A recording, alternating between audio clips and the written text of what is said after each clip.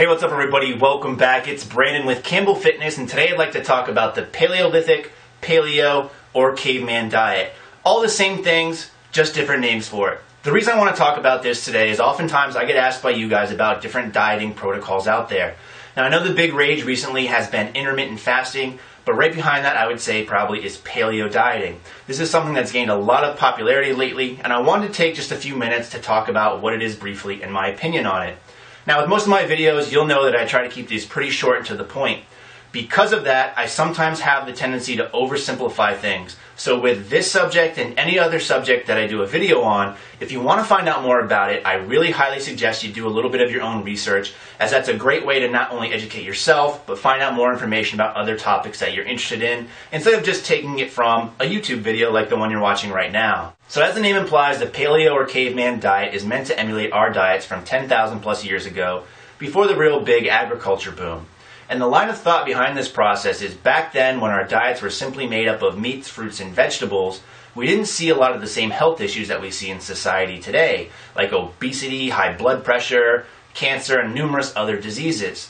So the line of thought is if I eat like a caveman did back before these problems existed, I myself will be able to avoid these issues. Now the big problem with this is a lot of these ideas go largely unfounded. And what I mean is correlation does not necessarily imply causation. Yes, 10,000 years ago, we didn't have a lot of dairy products. We didn't have access to rice and other grains and cereals. However, just because we have that today doesn't necessarily mean you can avoid some of the other issues you'll see. The reason being is there's a lot more pieces to the puzzle. A lot of things has changed in the last 10,000 years, and it's really unfair to simply attribute these diseases to certain food types. So that brings up the question, is paleo dieting effective? And in my opinion, yes it is. However, my reasoning for saying it's effective probably differs from someone who's actually doing the paleo diet. While their reasoning is probably because you're removing all these toxic foods, so to say, my reasoning behind it is because anytime that you do any diet where you're restricting the types of food that you can eat, you're basically doing just a glorified calorie restrictive diet. So let's say the average person is on somewhere around a 50% carbohydrate diet. Most of those carbs coming from sources like cereal, grains, rice, beans, processed foods, all of which are outlawed on a paleo diet. If that person were then to switch to a paleo diet full time, thus eliminating almost 50% of their total caloric intake, yes, of course they will lose weight. Anytime you restrict food, you're also restricting calories. If you're taking in less calories than you were before on a consistent basis, you will lose weight. It's simple enough. Now the paleo dieting claims this is because you're eliminating toxic foods, when in reality it's just because you're simply reducing caloric intake.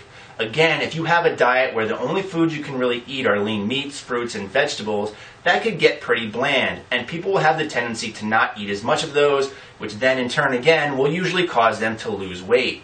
Some people that the paleo diet can really be beneficial for are those that tend to overeat or binge on a lot of these outlawed overprocessed foods, because what they're doing by removing them from their diets is thus reducing or restricting overall caloric intake, which again will yield some kind of weight loss. So can the paleo diet be effective? Yes, it definitely can. Is it optimal? In my opinion, it's not. I don't like any diet that severely restricts the foods you can eat.